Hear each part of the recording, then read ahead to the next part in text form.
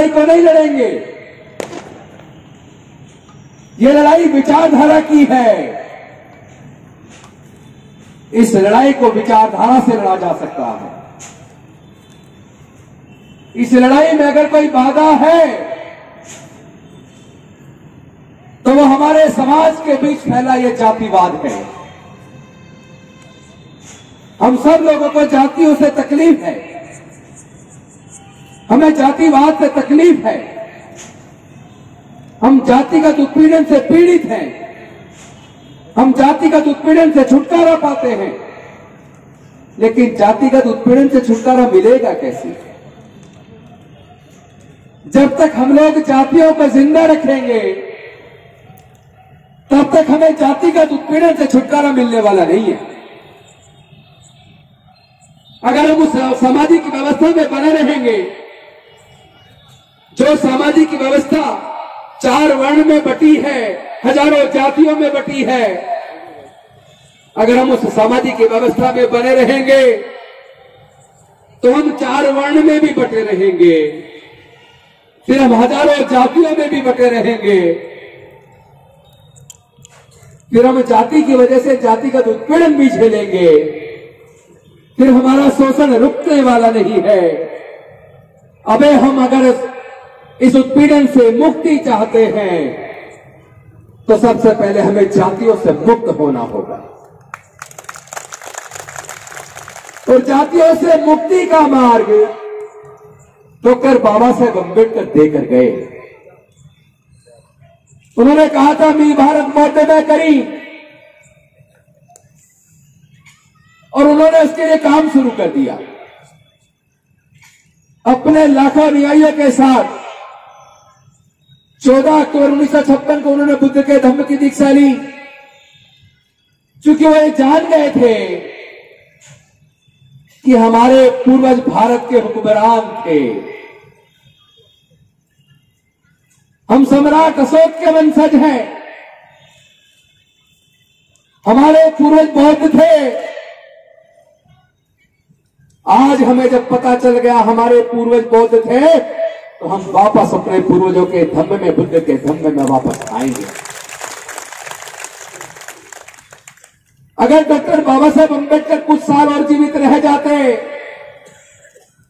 तो यकीन मानिए आज भारत बौद्ध में होता। लेकिन वो दीक्षा के 1 महीना 22 दिन बाद वहां पर निर्वाण को प्राप्त हो गए। हम लोग बाबा साहेब की नालायक औलाद साबित हुए, क्योंकि हम लोगों ने डॉक्टर बाबा साहेब अम्बेडकर के सपने को साकार नहीं किया। जो सामाजिक व्यवस्था हमें नीच बनाती है, गुलाम बनाती है, उत्पीड़न करती है, हम आज भी उसी सामाजिक व्यवस्था में बने हुए हैं। आह्वान करता हूं मैं आप सबका, आप अगर सच्चे डॉक्टर अम्बेडकर, बाबा साहेब अम्बेडकर के सिपाही हैं,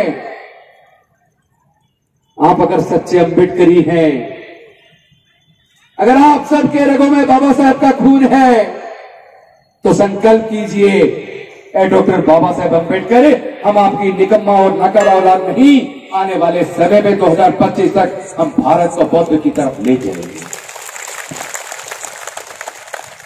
ये कोई धर्म परिवर्तन नहीं है, ये कोई धर्मांतरण नहीं है।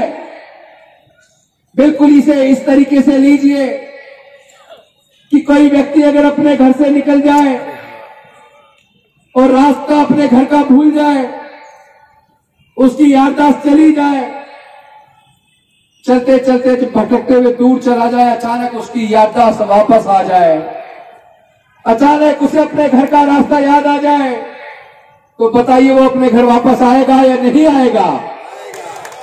आएगा ना? तो क्या तुम सबको याद आ गया ना हमारे पूर्वज बौद्ध थे? तो वापस अपने पूर्वजों के धर्म में, बुद्ध की शरण में, अपने बुजुर्गों की सांस्कृतिक विरासत में हम लोग वापस आएंगे। और इसके साथ साथ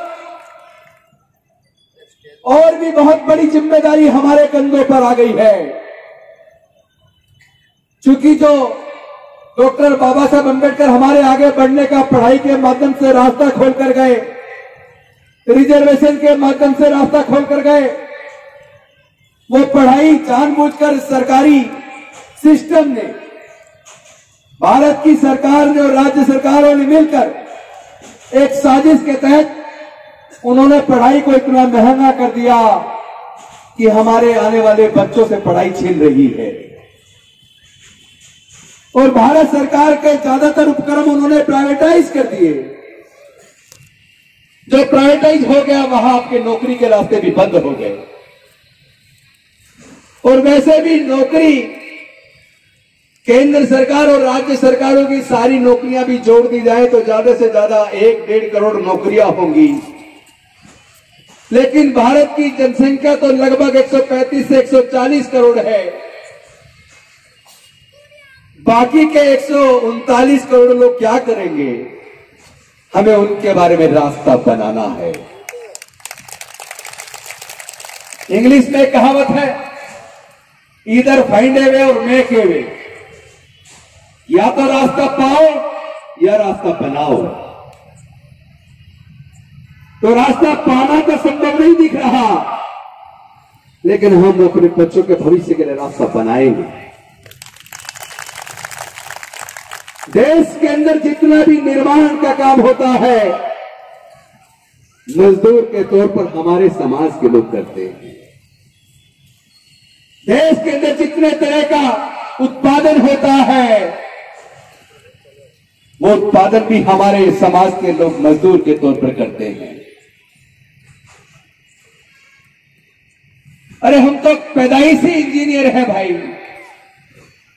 मरे हुए जानवर की खाल उतारकर उसको गलाकर कलर करके हम उससे जूते भी बना देते हैं, हम उससे बैग भी बना देते हैं, हम उससे बेल्ट भी बना देते हैं, उससे हम हैट भी बना देते हैं, उससे हम जैकेट भी बना देते हैं। ये काबिलियत हमारे खून के अंदर है। लकड़ी से खिड़की और दरवाजे भी बना देते हैं, सोफा भी बना देते हैं, बेड भी बना देते हैं, कुर्सियां भी बना देते हैं, मिट्टी से ईंट भी बना देते हैं, बर्तन भी बना देते हैं, और पत्थर को तराश कर हम तुम्हारे भगवान भी बना देते हैं। ये काबिलियत हमारे अंदर है, हम पैदाइशी इंजीनियर हैं। और तुम कहते हो हमारे अंदर मेरिट नहीं है, तुम कहते हो हमारे अंदर काबिलियत नहीं है, लेकिन काबिलियत तो हमारे खून में बसी है। फर्क सिर्फ इतना है कि तुम्हारे पास वो नजर नहीं है जो न्यायिक दृष्टि से देखे।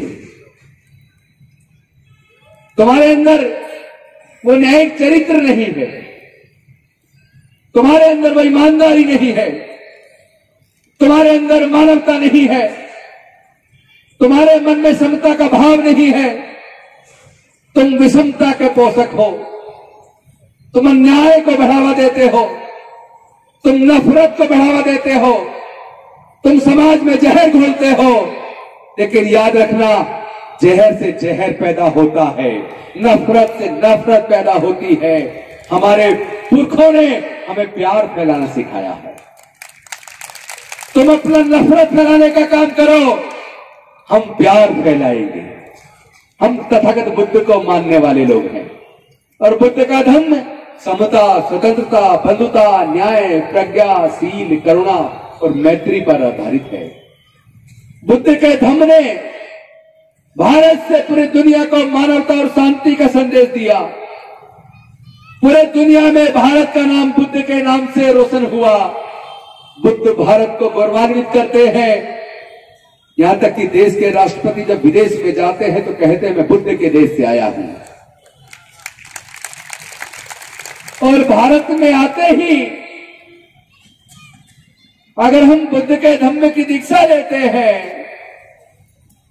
बाबा साहेब की दी हुई 22 प्रतिज्ञाएं, जिसके अंदर भारत का विकास और कल्याण छुपा है, जिसमें मानवता छुपी है, जिसमें तरक्की छुपी है, उसी से तुम नफरत करते हो। तुम अपनी नफरत के साथ जियो, हम अपने प्यार के साथ जिएंगे। तुम अमानवीयता फैलाओ, तुम अमानवीयता फैलाओ, हम मानवता फैलाएंगे। तुम दानवता के पोषक हो, हम मानवता के पोषक हैं। तुम अन्याय के पोषक हो, हम न्याय के पोषक हैं। अल्टीमेटली जीत तो न्याय की और सच्चाई की होगी। हमारे कंधों पर यह जिम्मेदारी आ पड़ी है। नौकरियों के अवसर खत्म हो रहे हैं। हम कोई कमजोर लोग नहीं है। अरे हमारे पूर्वज तो 16-16, 18-18 घंटे मेहनत मशक्कत किया करते थे। भरपेट खाना भी नहीं मिलता था, पैसा भी नहीं मिलता था। अब हमें समझ आ गया हमारे पूर्वजों का इतिहास। हम लोग डॉक्टर बाबा साहब अम्बेडकर की संतान है। हमें कमजोर मत समझना, हम इतिहास लिखेंगे। और ये भी सच्चाई है, जो लोग इतिहास नहीं जानते वो कभी इतिहास नहीं बना सकते। हम लोगों ने अपने पूर्वजों का इतिहास पढ़ लिया है, अब हम इतिहास बनाएंगे। आने वाले 2025 तक हम भारत के अंदर 10 करोड़ से भी ज्यादा लोगों को अपने बुजुर्गों की सांस्कृतिक विरासत में, बुद्ध के धम्म में वापस लेकर आएंगे। आप लोग चिंता मत कीजिए। पूरे भारत से अंबेडकरवादी लोगों की एक टीम तैयार हो रही है। उसमें वकील हैं, जज हैं, इंजीनियर हैं, साइंटिस्ट हैं, प्रोफेसर हैं। सब तरह के काबिल लोगों की टीम तैयार हो रही है। अपनी काबिलियत के दम पर हम अपने इतिहास का निर्माण करेंगे। बोलने का बहुत कुछ है, लेकिन मुझे लगता है करना ज्यादा है। सच को जान लो और जानने के बाद सच को मान लो।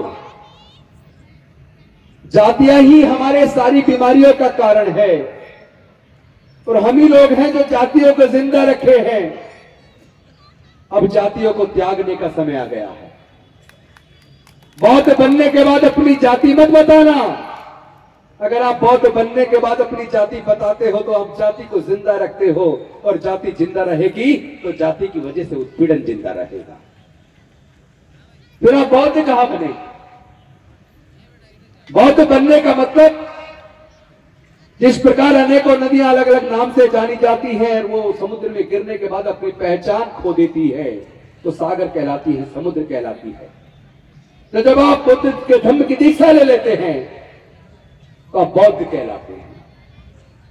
बौद्ध यानी प्रज्ञा के ऊपर आधारित ज्ञान को मानने वाले लोग।